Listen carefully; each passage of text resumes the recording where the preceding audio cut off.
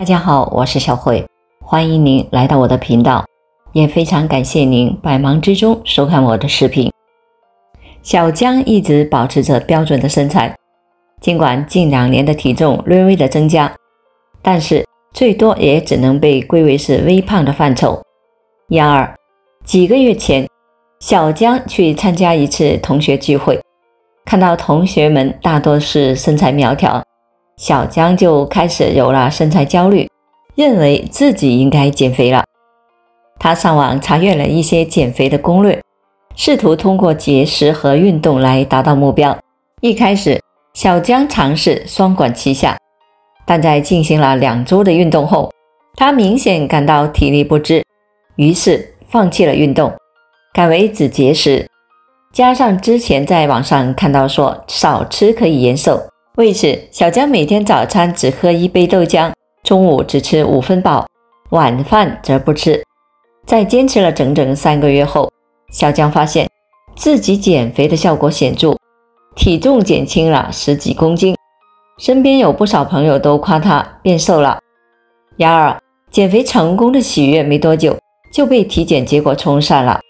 在单位组织的体检中，还尚年轻的小江被诊断出患有中度脂肪肝。研究发现饿肚子能延寿。其实在很久之前就有不少关于饿肚子能延寿的研究。1935年，一项动物实验发现，将小白鼠进食量降低 30% 到 50% 后，其寿命会更长，衰老性疾病发病的时间也会更迟。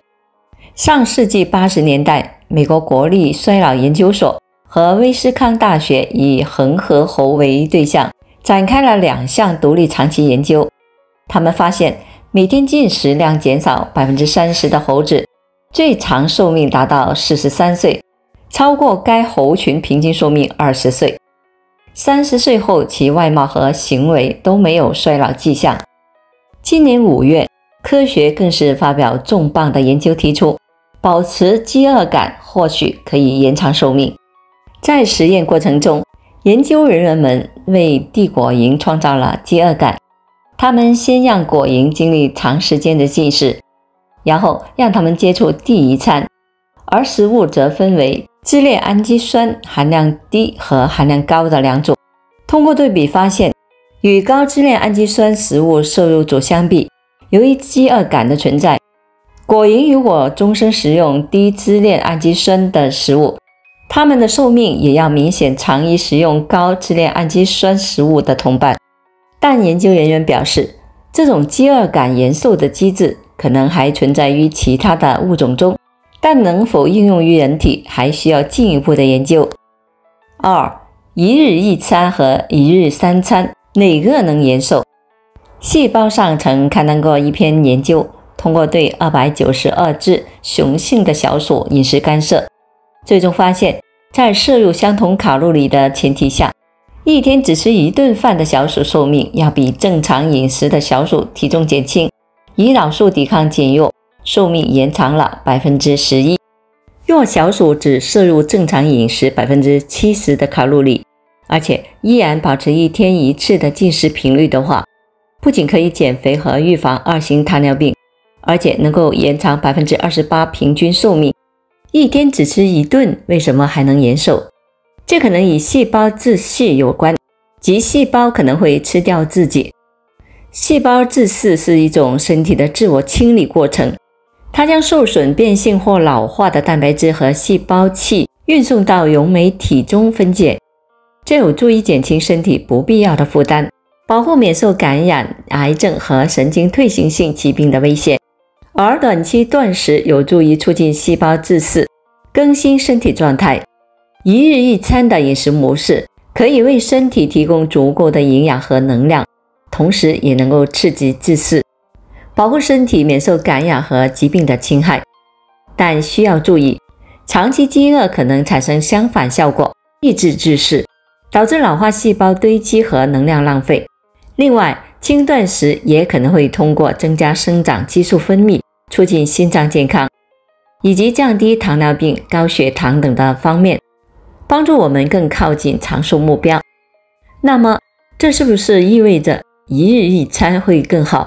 对此，营养与营养学学会杂志上的一篇研究或许能够给我们答案。研究通过对24011名参与者的用餐频率和间隔、死亡情况以及基础信息进行分析比较后，最终发现，与每天吃3餐的参与者相比，每天只吃1餐的参与者全因死亡率升高了 30%， 心血管疾病死亡率升高了 83%。每天吃2餐的参与者，其全因死亡率升高了 7%，